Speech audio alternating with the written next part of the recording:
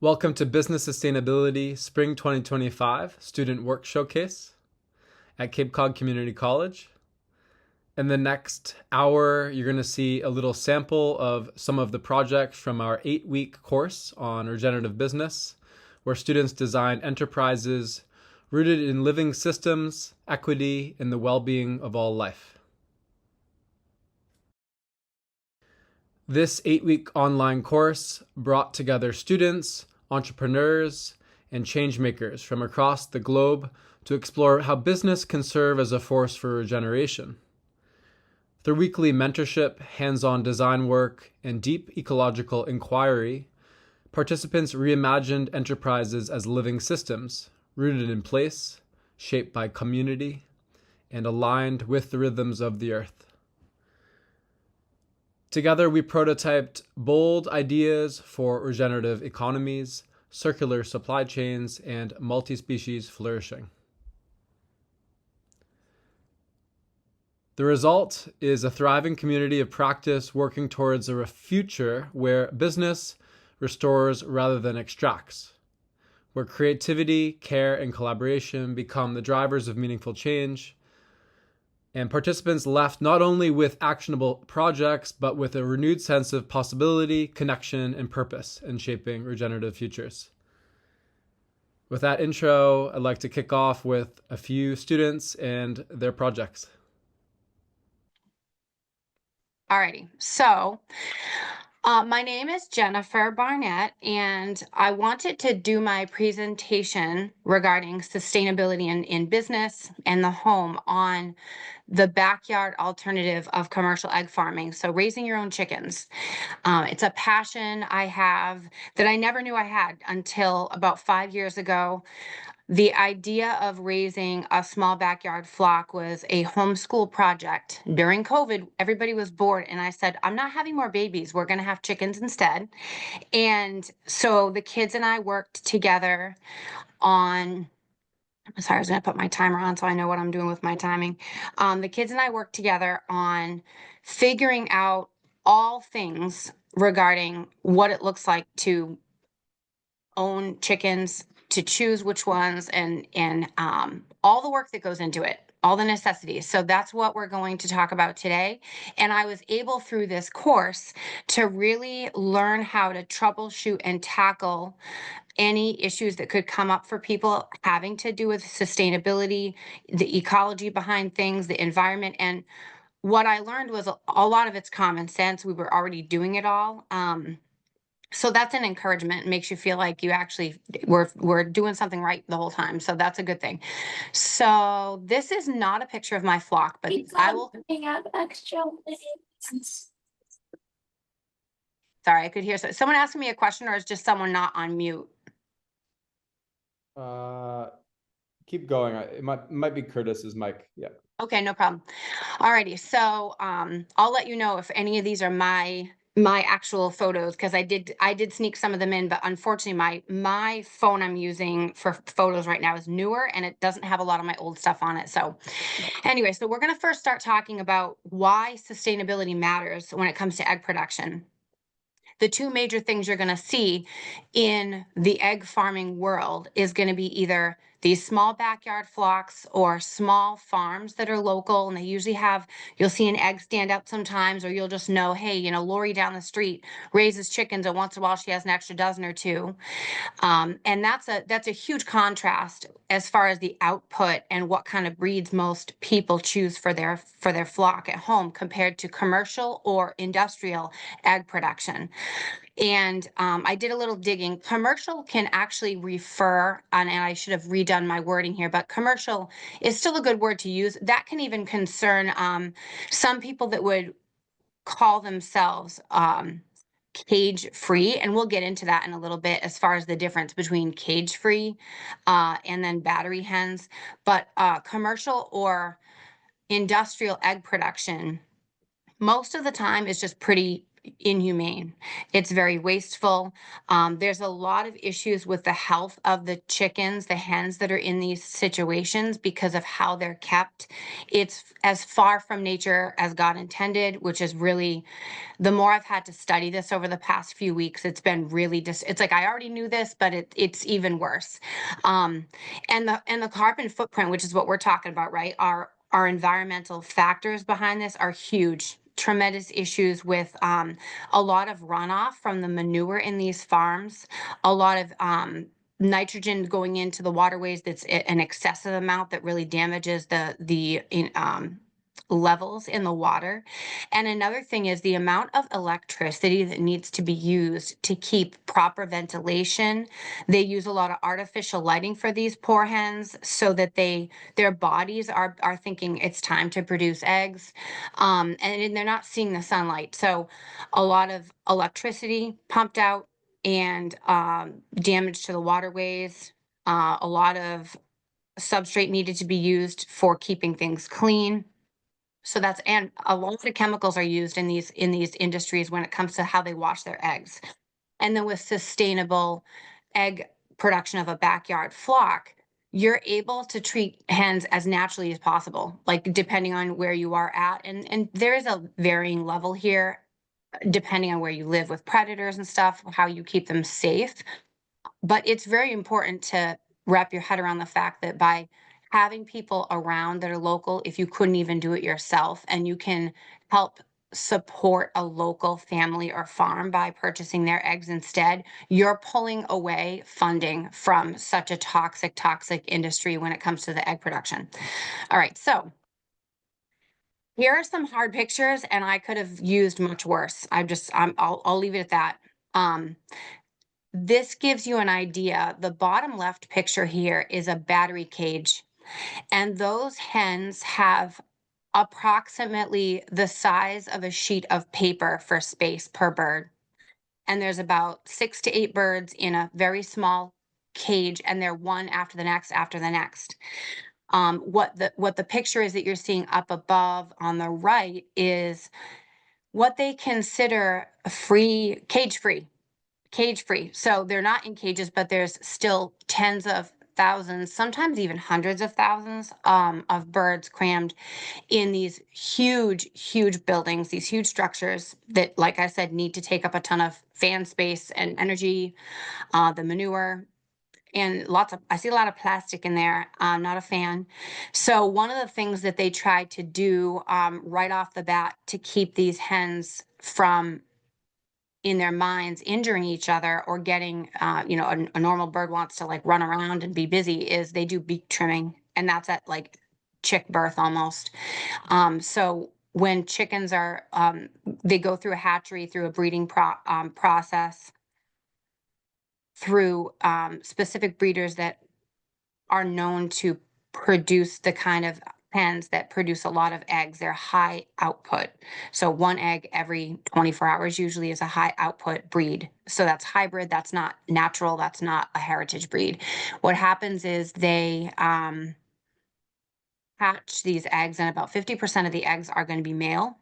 And as soon as they sex them at hatching, the males go to often grinders. They get thrown in trash. They get euthanized very quickly. And they're turned into sometimes dog food, animal feed.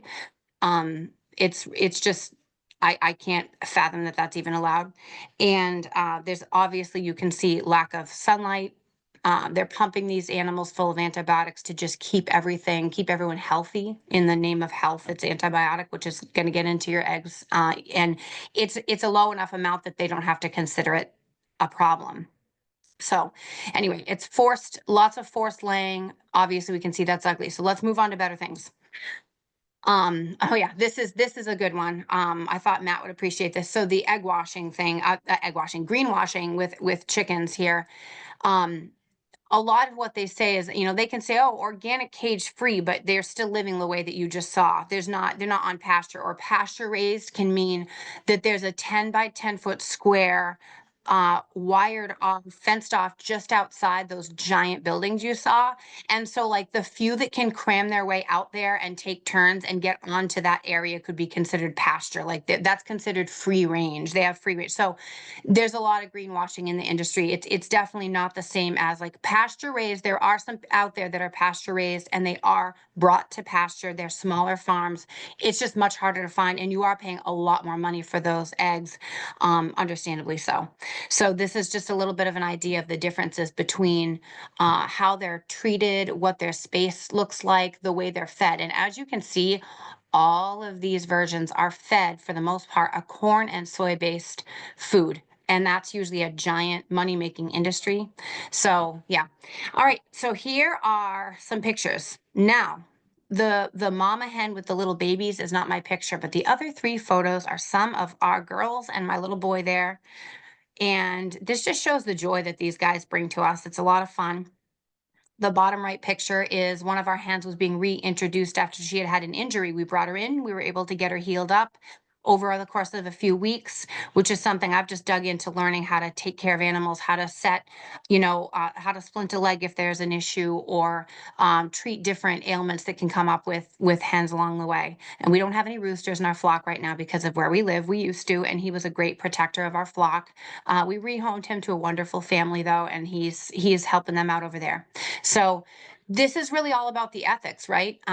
There's a big difference between how you can treat your animals when you are smaller scale, when you're present, when you're available. You can keep an eye on the animals. They're often much healthier and they're happier. And chickens are awesome. I mean, they eat bugs like mad. I've been told the cicadas are going to come out like crazy, like it's the apocalypse, and it's going to be exciting to see them having free food. We hardly go through any feed all spring, summer, and fall because all they're doing is foraging, and it's a great thing. And then we're going to talk about too some of the composting. We'll talk about that a little further down the way. Definitely a smaller carbon footprint because there's not as much to footprint. When you're learning how to compost the right way, it breaks down in a mixture in a much different way, and the emissions are not the same as massive piles just sitting somewhere to rot. Kind of like the food waste industry, right? Alrighty, so let's see here. So one of the cool things was being able to talk about the sustainability and the way that you can utilize a lot of secondhand things, upcycle, tons of free stuff on Marketplace. People used to do Craigslist. I'm not on that anymore, but a lot of lumber yards will get rid of scrap. You just want to make sure. So this is all regarding your coop building. And there are so many plans on the internet, my head would spin. We designed our own, and we were able to use a lot of different materials that we could bring together at our old house. And it was really rewarding to map it out, have the kids help with that. As you can see on the left, a lot of those materials are recycled wood mixed with what looks like newer, probably not pressure treated because that's a chemical that you don't want to put around your hens, but sometimes you can treat the wood with like linseed oil to let it really soak in and help prevent it from rotting. And it's also showing like an area outside of the coop that's attached to the coop. It's a run. They call that a run. In the picture on the right-hand side, you can see they used a lot of just trees. They cut down, trees, or they could use, I've seen a lot of people use the trees that are already there. Or if you have something kind of older that needs to come down anyway, or an invasive species, you can use that for your framework, which is really cool. And this is just a way to help protect against things like foxes. A bear could probably rip through that scarily. That's a whole other ballpark. But this is just a way to keep the ladies and gentlemen healthy and safe. If they're like, a lot of people will free range their birds, for sure, we do, but we're out there keeping an eye on things too. So there's different ways to cover all of those things. They need, like I said, a predator-proof coop, adequate space. The picture up top is really cool in the middle because it shows how designing your coop and how you position it can naturally help with the off-gassing of how they poop all night long when they're on their roosting bars. And a lot of people will actually use their feed bags secondhand, they'll open their feed bags up as a way to reuse them and put them under those bars, the roosting bars where the hens sit, and it makes for easier collection to slide right off of those bags to add into your compost. So that's a cool thing to do with the bags, and I'll talk about that a little bit more after. But this shows the proper ventilation. You don't want humidity, you don't want breeze. The moisture coming out of the coop with the ventilation works well, but it keeps the temps warm in the wintertime. Hens operate a lot warmer. Chickens operate a lot warmer than humans, so they're like little furnaces. They don't need heaters. They don't need anything like that. They are feathered, and they run around 107 degrees, so they can handle the cold. It's usually moisture that's more of an issue, because that can lead to frostbite. The picture underneath in the center, I'm drawing attention to that because that is a really cool apron. There's different ways of doing that where you can bury that wire. And the purpose of that is because you will get critters that want to crawl down and under and get into your coop and decimate the flock. So there's a lot of safety stuff. I'm not going to talk a ton about that today. But in the future, if anyone was interested, I've got that pretty down pat at this point. So this just going over how to maintain a healthy, happy flock. So there's a lot of great resources out there. Educating yourself is one of the biggest things because then if something does arise, you know what to do. Um, like I said, they don't need a lot of feed when the weather's nice and they're eating grass. They can till your garden for you, eat your scraps. And that's the cool thing about the circular part of all of this is you're growing a garden. If you grow a garden, or if you can get scraps from a neighbor, or sometimes even other farms that have some of their scraps or food that was starting to go bad, and you add that to a compost pile, you can let your chickens roam on that. There's actually someone who raises up in Vermont. He's known to have been raising 600 birds at a time on zero feed. He pays no money. And I linked that somewhere in, I think, what my bibliography page on here. And that's a fascinating thing because he gets scraps from all over the place. And he has a whole farm. It's a really cool way that he uses that for function to close up the loop. Providing calcium is important. You can actually take their own eggshells and dry them out a little bit and feed them back to them for their calcium. And just check and keep an eye on them. I have a chicken first aid kit with different things in it to help keep them healthy. And I don't need to go into the details of that right now, but there are a lot of natural ways. We're all about that. So we don't need all of the like poisons and toxins most of the time. It's actually very rare that you would need to deal with that with a hen because there's a lot of alternatives that work great. So we're going to talk compost. I loved this picture because the hands are a heart. Um, Collecting the droppings and putting them into your compost and just turning into the combination of the soil and the scraps that are already there produce such a healthy soil that feeds your garden so that your food is actually rich in a lot of the minerals that don't exist anymore in major commercial farms because the soil is so depleted. So this is a great way to be regenerating the soil. It's so important to do that for our food, for our health, our wellness. And you're getting rid of food scraps in a much better way. It doesn't produce as much off-gassing when you do it in this way. So that's cool. Alrighty. This is fun. I liked this a lot. The power of just one feathered friend. This is just a neat infographic, and I can tell you right now, these birds, they will get rid of grass in such a short time, because they're eating it all and they're scratching it around and they're looking for bugs. So they really can actually till. They can till for you. What was that in the bottom? Till 50 square feet of sod in 4 to 6 weeks, just one bird. So imagine having 6, right? So that was just neat.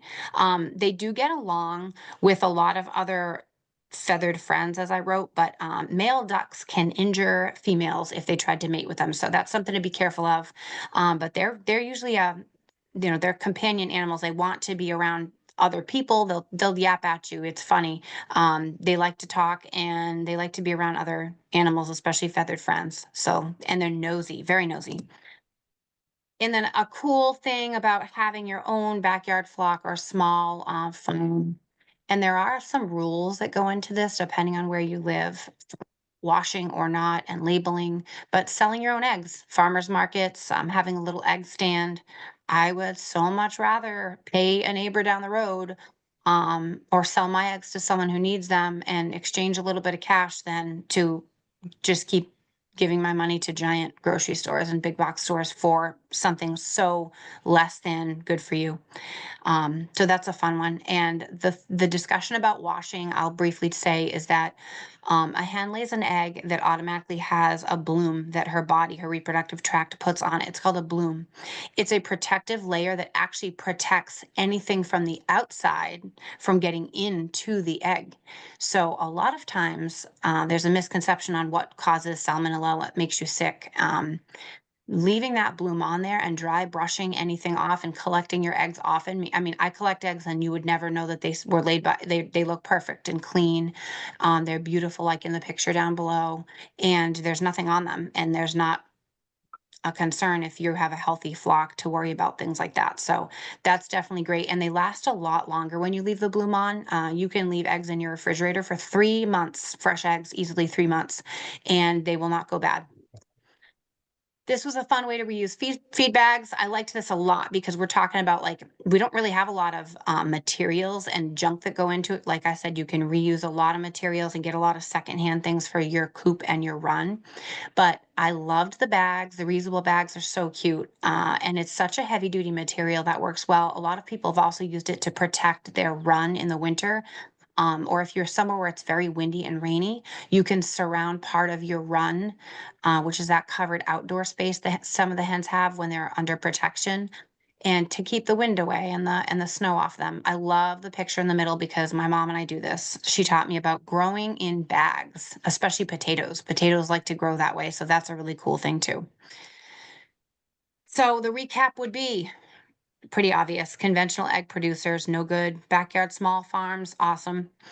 Um, it is very difficult to function circularly in the business practice of the high production farms. Their carbon footprint is so much greater.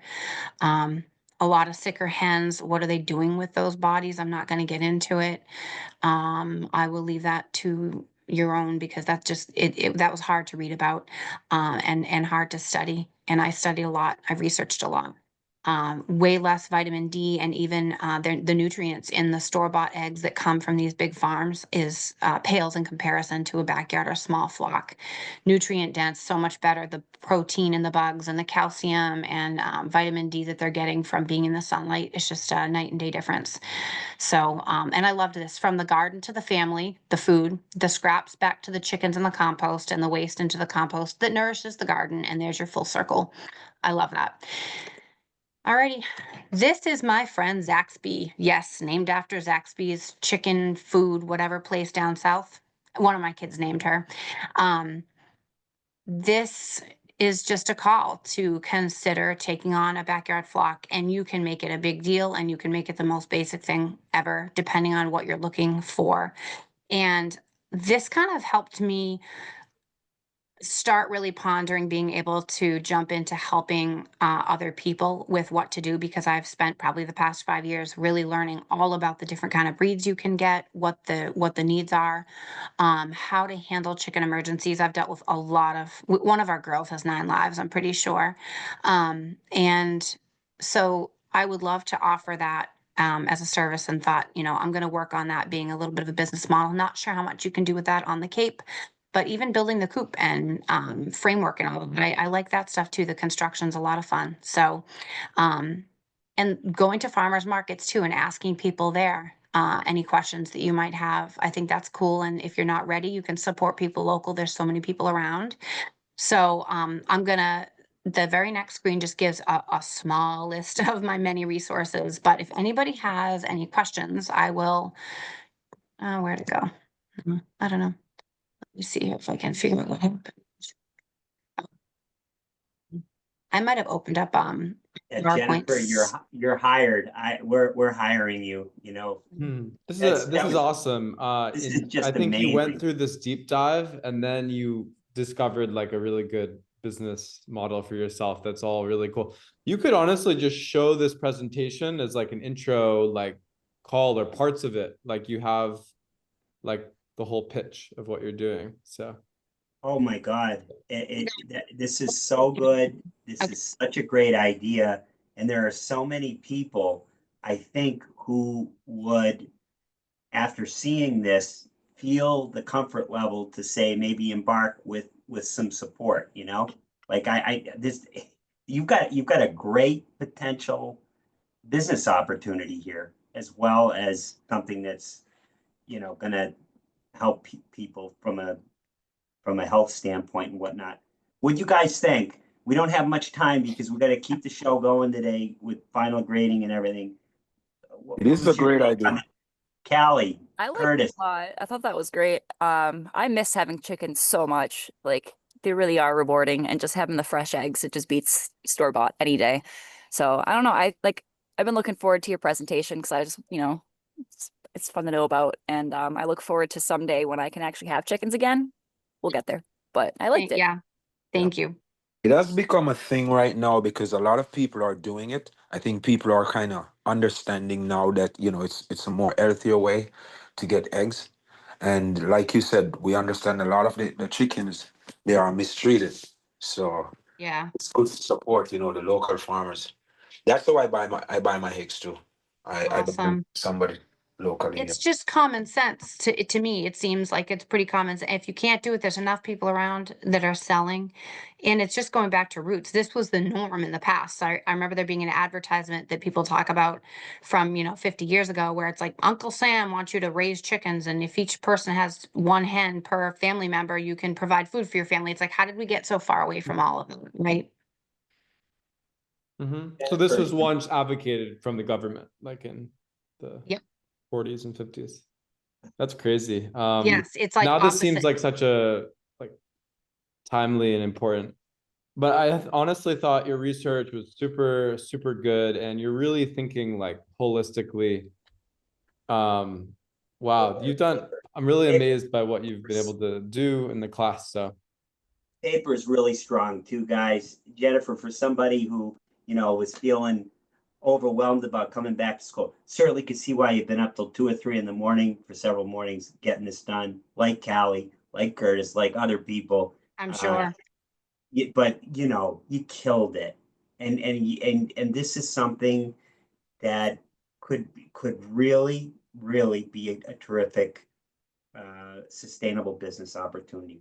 Bravo. Give her good a round of job. applause. I hope you keep going and just doing it. Stay in touch, and it's I great. love this class. Like, I wish I did like a long one, because, or wasn't in other other classes, We because to be honest it's with you, great. we're probably You're never gonna offering an escape from our online class. mentorship. We're gonna offer another online section continuing. I'm thinking about like We're going international.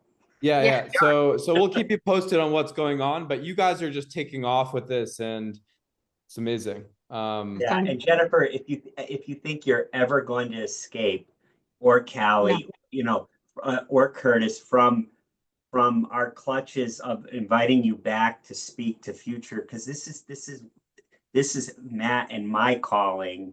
We feel so strongly about, and this is why he's doing his doctorate in that. He finally got his official paperwork from Dalhousie University. He is majoring in business sustainability, and this is exactly the thing that we think is needed now. We everything needs to be converted to a sustainable organizational solution.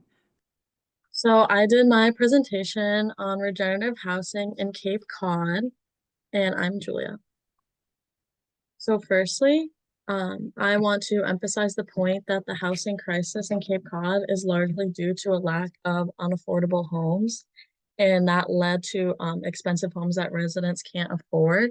And then the main criteria that I used in my research and presentation that I kept in mind is decreasing energy use, increasing affordability, and that it's feasible with Cape Cod zoning laws. Next, I think it's important to break down what exactly regenerative design is. So it is a method where humans and nature can coexist that brings positive outlooks to people and the planet. So in the picture to the right is an example of a regenerative design home. And I would like to point out that the curved walls allow the heat in the air to continually circulate without getting isolated in a home's corners. The home is also south-facing, allowing optimal light through the longest point of the day and natural light to come through the windows, not only warming the home, but you don't really need a lot of lighting as well. during the daytime. And the windows are also double glazed, which basically is another form of insulation. And notice outside that that there's trees covering, so that not only is the window shaded from the outside in the summer, but there's also an overhang in the front of the house, allowing the windows to be shaded. Next, I wanted to briefly discuss the Cape's energy background. So basically, the Cape is a massive energy user. And looking at this graph, transportation and energy are the largest two sectors that are used for energy. And 57% of energy alone in the energy sector is used just for home heating, and another 10% for lighting. And in total, 83% of this energy sector is used for home functions alone. So regenerative design homes can significantly reduce energy use, decrease energy bills, and therefore make homes more affordable. Cape Cod zoning laws are extremely strict, as each 15 towns have different zoning laws and their own individual regulations, making the housing crisis and solutions way more complicated. And so the first issue that has led to unaffordable housing is the minimum land use of homes that are larger than a single family home, coming not only with the home sizes, with the land, but also through parking lots. And so as shown in the graph on the right, there is a lot of land use required for anything bigger than a single family home. And this is proven as only 2% of the land on all of Cape Cod is even allowed to have single multifamily homes, just because of how much space is needed. And then a lot of Cape towns don't even allow duplexes, as only 23% allow duplexes. So as shown in the map on the middle, the white is where single family homes are allowed. The yellow is duplexes and the orange is multifamily homes. So single family homes are allowed on about 80% of all available land. And then also on this map, keep in mind the gray areas. The gray areas is where no house building is allowed at all. And so then the table on the right here shows the overall breakdown of what type of home is allowed on each part available land. Notice the percentages of single family homes that are allowed versus multifamily homes, which is basically all zero. I think there are 4 reasons why the zoning laws are so strict. Firstly, thinking back to the map of the Cape with the gray areas, Cape Cod has a lot of protected areas. A wide known one is the Cape Cod National Seashore. So zoning laws protect these areas for intrinsic values, but also economic values through tourism. And the second reason I think that laws are so strict is through the massive influx of tourists every season, from renting to returning to their summer homes. This puts a massive strain on the availability of houses. The third reason is the Cape Cod zoning laws, I think, are simply outdated. And although communities have pleaded for more affordable and diverse housing types, legislation has not kept pace with these needs. And lastly, I think that zoning laws have remained strict to uphold the specific aesthetic of the Cape, with the large lots of lands and single family homes as shown in this photo above. And the Cape undoubtedly has a staple specific image of what people think of when they think of the Cape. And I think that many laws and changing these laws may steer away from this classic image. And then how zoning laws have led to unaffordable homes, because 80% of them are only single family homes, combined with these laws that support spread out large lots of land, leading to a housing shortage due to the lack of land availability. Additionally, construction costs in the Cape has also increased dramatically, leading to a massive income gap for those where construction is available too. So due to a bunch of federal like funding and regulations, low income individuals can get state aid to help build homes, but out of pocket construction in the Cape has now risen to over $220,000. So this is a huge income gap where most people in the Cape fall in between this, making home building unaffordable and thereby inaccessible. And then overall the median, so this is I'm talking about the top graphic here. So the median home price of the Cape is far greater than the median income of residents. So the top of these bars show the median house price, and then the dotted lines in the middle show the median income.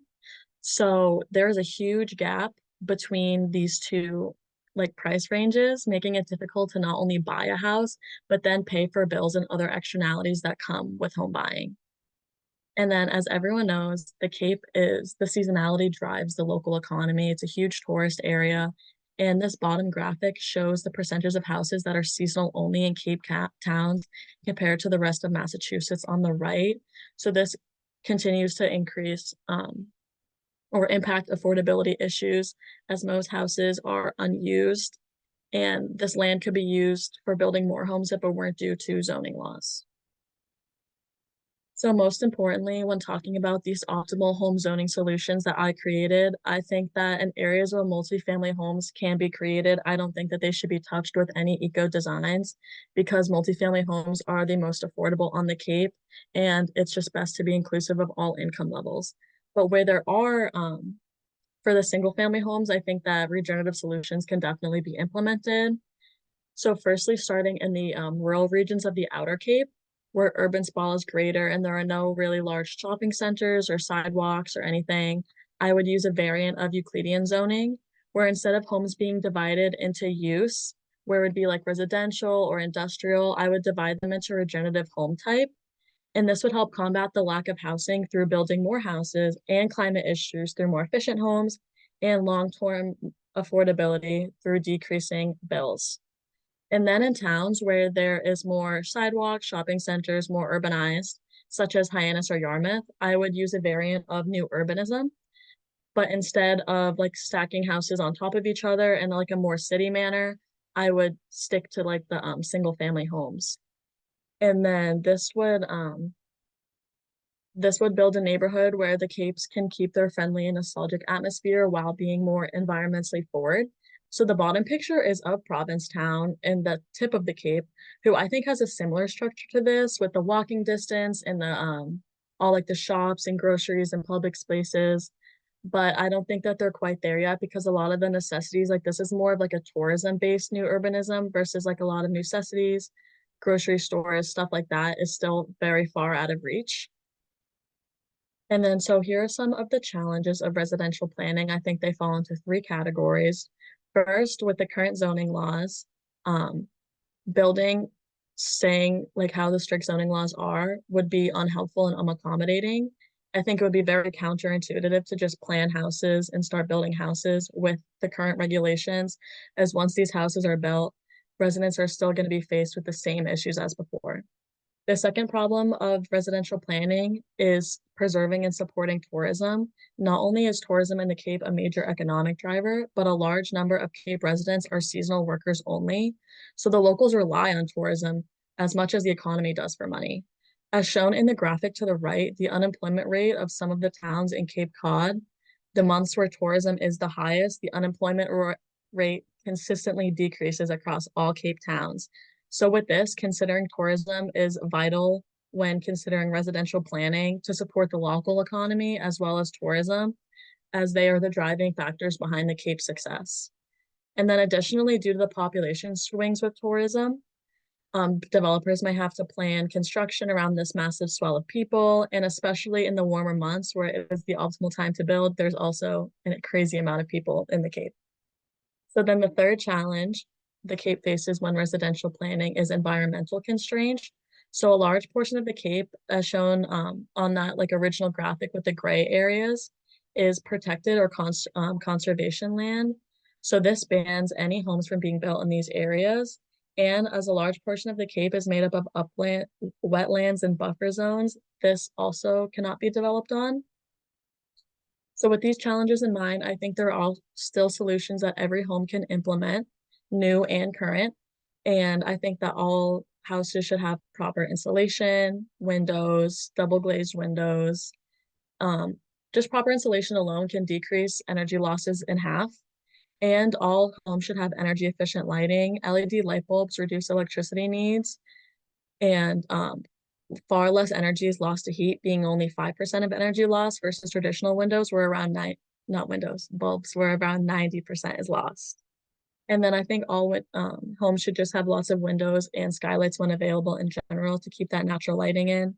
Natural lighting also has a lot of human benefit, like health benefits, like fewer sick days, increased productivity, worker retention, And importantly, when building new buildings with these specific criteria, the cost of installing is only 0 to 3% more than the average home. So it really is just beneficial. And next are some regenerative solutions for the newly built homes. The first one being passive solar design, as we kind of discussed before. The image on the bottom, I don't know why it's so blurry, is another passive design home.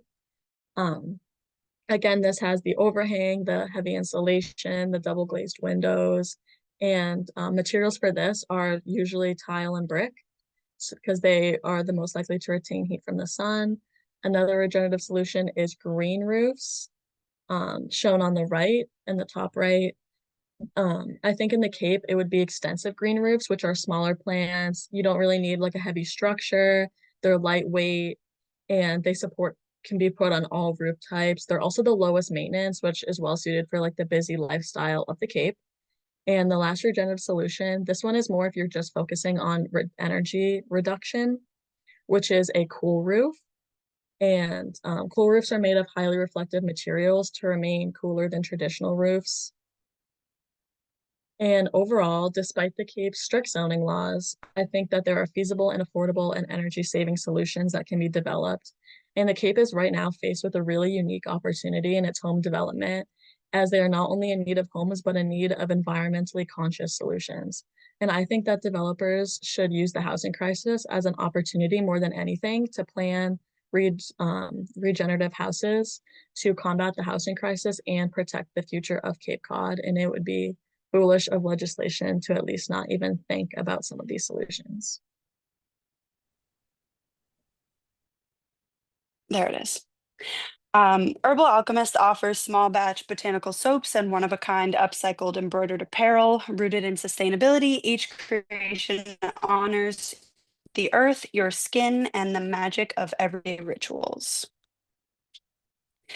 We have a few problems in consumerism. We have overproduction, which causes lots of environmental waste. Synthetic chemicals and low quality products are produced, which is extremely damaging to the environment and our skin. A lot of corporations focus on profit, not people or the planet. And there's lots of harmful ingredients and exploitive behavior behind the products that we buy all the time. And these products are encased in excessive non-recyclable packaging. Another issue is the financial aspect of it. Sustainable materials cost more than unsustainable materials. Ingredients, packaging, and ethical sourcing raises expenses quite a bit. Mass market alternatives are a lot cheaper, and small eco-conscious businesses face challenges balancing costs and values all the time. Customers are more people are trying to reduce their waste. Customers are being more intentional with what they buy. Many prefer handmade ethical products, and products that support the environment are especially valued. Some solutions that I have that Herbal Alchemist is, kind of centered around is customer appeal. Customers want brands that reflect their values, and Herbal Alchemist offers zero waste alternatives and upcycled fashion. Ingredients are transparent and ethically sourced. There are no secrets in my ingredient labels. Everything is very clearly laid out right in front of the buyer's eyes. I offer eco-friendly shipping. All of my packaging is either biodegradable or compostable. My labels are made from plantable seed paper. My packaging helps reduce waste and adds value to the product, and encourages consumers to reuse, compost, and plant wildflowers. I save in my business. I partner with local farms for ingredients, which allows me to avoid middlemen and reduce emissions, helping the earth as well. And during that entire transaction, I also support the local economy. Um, this keeps my ingredient quality high and my costs manageable. So, that really nips the financial questions and issues that a small business owner may have when they sourced locally from people in their community. It's helping everyone all at once. It's quite sustainable. My production is intentional. I make small batch soaps and limited run apparel. I'm not making large batches of the same soap. Each batch is actually only 12 soaps, 10 to 12 actually, and they're all, the same ingredients in that one loaf. We call them loaves, and then you cut them much like bread. This avoids waste and overproduction. Most of my orders are, most of my products are made to order. Any of the pictures that I have on my website, which is currently under construction right now, I'm updating some things, so it's not up at the moment. But I don't know where I was going with that. I'm so sorry. I'm reducing environmental impact and prioritizing quality over quantity. Oh, on my website, when I post a picture of an upcycled shirt or something that I've embroidered, it's one of one. And then you can order that one and I will make it for you and ship it out within 3 days. That's what made to order means. So it's reducing waste and, um, all small batch stuff. I don't know why it's not clicking. It's not. Oh, there we go. Here's some statistics for you. Consumer awareness and preferences. 69% of global consumers say sustainability is an important factor in their purchase decisions. 73% of global consumers say that they would definitely or probably change their consumption habits to reduce environmental impact. And 82% of global consumers want brands to embrace sustainable and planet-friendly practices. I think it's finally clicking in people's heads that maybe the way we're doing things just isn't healthy for us or for our wallets or for, Miss Mother Earth. It's not sustainable. These statistics made me almost throw up in my mouth. The annual clothing and plastic waste is horrendous. 92 million tons of textile waste produced globally every year. That's not even the stuff that's actually being put to use and continuously being used. That's just the waste. 92 million tons of textile waste. The average American tosses out 81 pounds of clothing every year, and only 9% of plastic waste is recycled globally. 9%. So I make upcycled clothing. I use clean, quality clothes from local thrift stores and yard sales. Each piece is embroidered by hand or with my machine, depending on the complexity, with 100% cotton thread. Polyester is evil, super, super bad for you, but that's story for another time. This reduces textile waste and gives old clothes a new life as unique wearable art. This is actually a photo of one of my sweatshirts. The woman who ordered it wanted, something very minimalistic. It's not usually what I do, but that's the only picture I had on hand. Now, the impact of a single cotton t-shirt.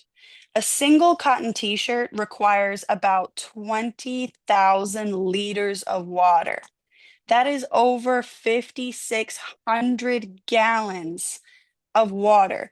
Those gallons of milk that you get at the grocery store, 5,600 of those is how much it takes to make a single cotton t-shirt.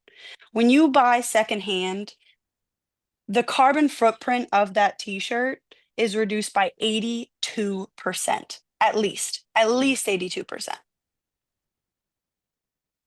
Annual beauty and personal care waste. Here are some more statistics for you. 8 million tons of plastic, mostly single-use packaging, including cosmetic containers, your lip glosses, your, blush or your soap packaging, the little box that you get from Dove is not actually recyclable. They say it is, it's not. It's coated in harmful chemicals and dyes and all sorts of things that should not be in our waterways. 8 million tons of single-use packaging is entering the oceans every year. 91% of beauty packaging is not recyclable at all due to complex materials and lack of infrastructure. 120 billion units of cosmetics is generated by the global cosmetic industry every year, and 91% of that cannot be recycled.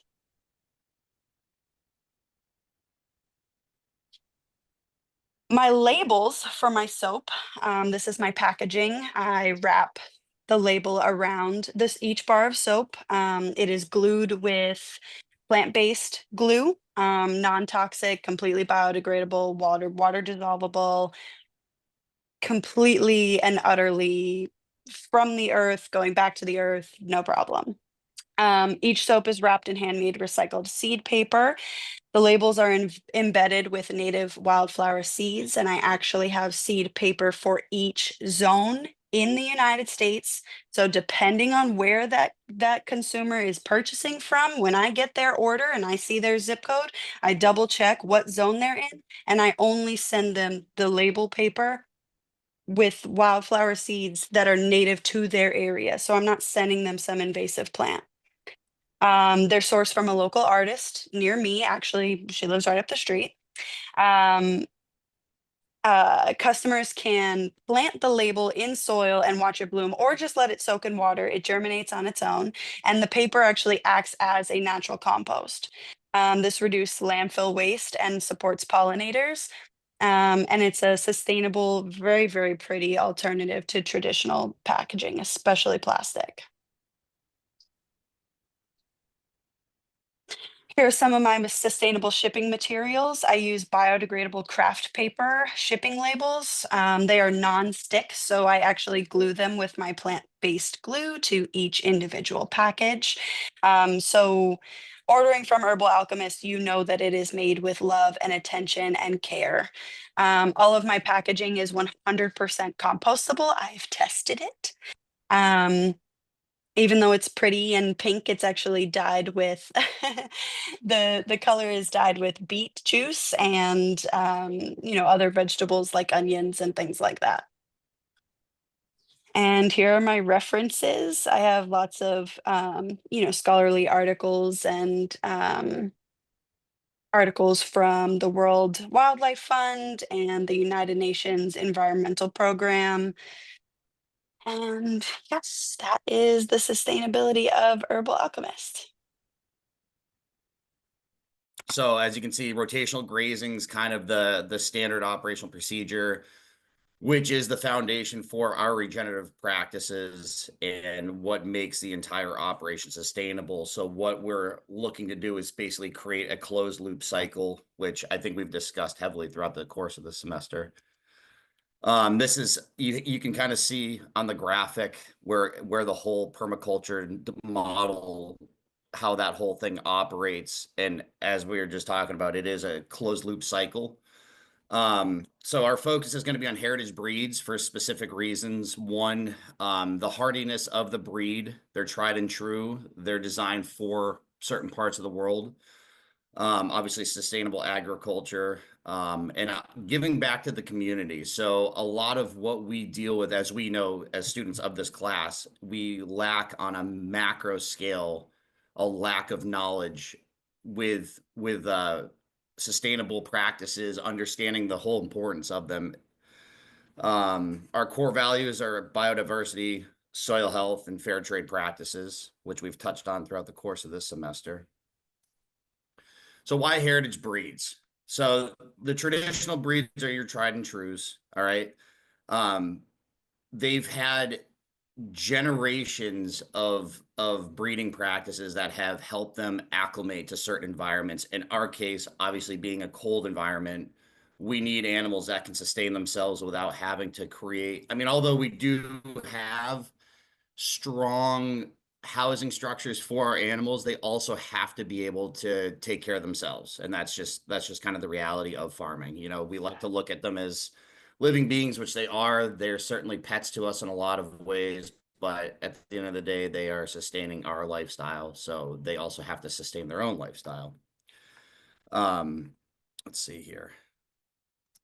So some of the breeds that we're looking at for the Icelandic sheep, on the left-hand side of the screen, those are considered ewes, which are the female version of the sheep, and then on the right-hand side, the ram, both of which are Icelandic. As you can tell, they have an amazing coat. So not only are they bred for dairy purposes, they're bred for wool purposes, and then also meat purposes. So obviously you can tell that they are absolutely, not only by their name, but by their appearance, they are absolutely built for cold climates. They're going to do a phenomenal job with our land management, which is great. I would say, as it stands right now, present day, without actually being there, I'm going to probably start with 10 ewes, 10 of the females. I'm not a huge proponent of having what we would call intact males that have not been neutered. I'm not a huge proponent for having those on property. They they create challenges. They are difficult to deal with. They can be extremely ornery. So there are certain farms where we are, especially in the cattle department, that you can basically what's called studding out. You can get one of their males, bring them on property, have them go through the herd, and then send them back to the owner. That's a very common practice because a lot of farmers don't want to deal with just the difficulties that male animals provide. So that's probably kind of what I'm going to do is mostly keep females, maybe some breeders here and there and like smaller animals like goats. But for the most part, I kind of want to subcontract that, if you will, as far as breeding goes. Belta Galloway. So Tasha and we found this breed working on a farm. It was called Second Chance Farm in West Danville, Vermont, 50-acre farm. They're native to Scotland actually, and super hardy, really great meat, which is something I think we've discussed throughout the course of the semester, especially with Amy Pimentel just talking about different varieties. A lot of folks will go into a butcher shop and just see a cut of steak and have no idea the amount of variety of cattle that could have came from. So this breed specifically is tried and true. They do very well, and to the point where one day it was -25 when we were working at this farm, and they were out hanging out in the cold wind and snow and did very well. So we fell in love with this breed.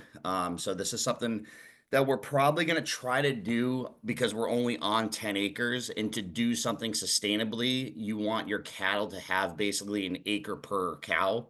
So I'm probably going to stick within the 2 range to start, and this is going to be one of those things where we're going to utilize it to sustain our own household, and then with whatever surplus we have, you start selling to close friends and family. We have a couple good contacts in the restaurant industry, so maybe do some specials with them. But yeah, this is a phenomenal breed. Their temperament is another thing that you have to take into consideration, and these cows are generally extremely friendly. Obviously, that can vary from time to time, but for the most part, they're super friendly breed, which is huge because they're giant animals. You see them in pictures. It doesn't really do it justice when you're standing next to something that's 1,500 pounds. Their slight movements can easily injure you. So it is important to have breeds that are user friendly, if you will. And then the Mangalista pig, I fell in love with this pig probably back in 2017. It kind of looks like a pig and a sheep had a love child. Extremely hardy. Obviously, you can tell by their kind of woolish coat. This is a breed that is probably the best bacon I have ever had in my life. It completely changed my perspective on just the meat in and of itself. They're going to be used. This breed is not necessarily a grazing breed, so they do dig up a lot of what's called rooting. So The current pigs that I've shown you guys in the past that we have are the coonies that are known for grazing. So you could send them out in your backyard and they're not going to really destroy anything. They're going to basically walk around and munch on the grass like they were sheep essentially. Breeds like this will dig. So if I were to put this breed in your backyard, they're going to destroy it. The caveat and what's beneficial for us, especially with having so much over and undergrowth throughout our property, is they kind of get first dibs on clearing the land. And I have zero issue if it's done correctly with them rooting things up, because they're going to expose the soil. They're going to create a lot. They're going to create a nitrogen-rich environment, especially as they're walking around eating, and then obviously through their manure, spreading that around.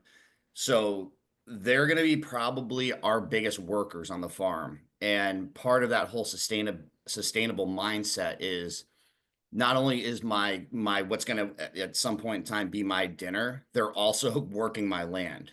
So it cuts down on feed costs because feeding these guys is not a cheap endeavor.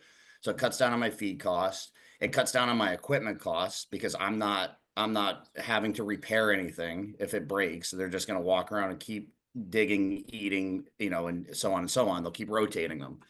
So that's these guys. I'm going to lean pretty heavily on. I would guess I'm going to start with something around the 15 mark, and would probably be known mostly right off the bat for doing pigs more than anything. I don't think we're going to be really well known for cattle. We just don't have the land for it. So my best guess is starting out, we're going to do a lot more pigs than we are anything else. And then of course the goats. These guys will eat literally everything, which is phenomenal. And I think I've discussed in this class, and if I haven't, I'm going to do it again. The beautiful thing about goats, especially using them for dairy purposes, if they're walking around your property and they're eating things like poison ivy, etc., and you're then consuming the milk of the goats that were eating the poison ivy, it also helps build your immunity up to poison ivy, other things like that. And they are not afraid to eat anything. You can go, you send them right through a patch of thorny briars. They'll crunch all that down. I don't know necessarily as it stands right now that I'm going to do a bunch of them. I'm going to end up probably only having a couple and keeping them, probably not sending them to slaughter. And they're going to be the ones that get to the areas that the pigs can't get. For if you don't know this, I'm assuming everyone here does, but goats are extremely mobile. I don't know if you've ever seen videos of them on sides of mountains, which is not this current breed, but they can easily get up into areas that a lot of other animals can't, which is awesome as far as land clearing and management purposes as well. So as it stands right now, the cooney pig breed we're going to keep for just kind of keeping the lawn mode. We'll keep goats around to keep kind of the saplings and other things that we're trying to keep at bay. They're the ones that are going to deal with that. And then the pigs are going to, kind of do the same as the goats, but we'll end up sending them to slaughter. So this is kind of a graphic on how you do the grazing in the paddocks. So the whole idea is not to allow them to destroy that area.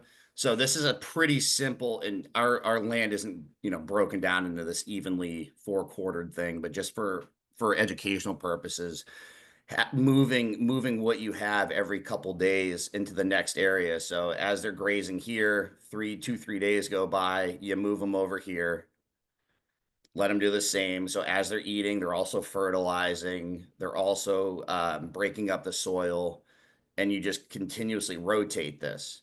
If you guys can remember, we have our property is kind of like an hourglass shaped property.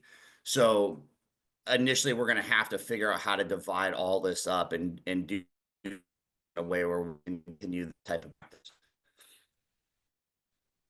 So yeah, that's kind of the big thing is that you won't see in mass farming practices or feedlots.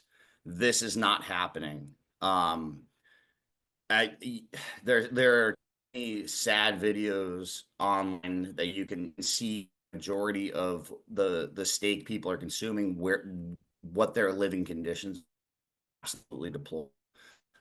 Essentially in just barren land, just getting tossed whatever, and these, some of these cows are just getting picked up with forklifts while they're still alive, just getting moved around. It's extremely inhumane. Kind of discussed this a little bit earlier. So this is kind of just I was talking about. The goats, obviously natural brush clearers, and they're great on various terrains. And then the pigs, obviously root and till soil, and then they help for reseeding. So that's actually as found when this is start planting your cover crop like vetch. You can put oats down, you can put all sorts of things in there, and that kind of just continues the cycle. And then the impulse, so more in-depth graphic. So as you're moving them around, the manure is their manure. When you start throwing chickens into the mix, I know I didn't get into chickens too much, but once you start throwing chickens into the mix, you have to worry about a lot of the pet dealing with. Actually, Tasha just on me for 4 days. That it kind of works together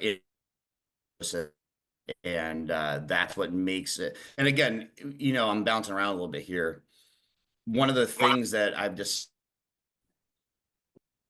we want to go backwards in order to go forward. So using practices tried and true for thousands of years, anything new, inventing the wheel, we are just doing it in a way supposed to be done, was intended to be done based on what God gave us essentially. So that's kind of the whole take on our vision is we're going backwards to go forwards, because our current practices on a global scale are absolutely unsustainable, as all of us here know.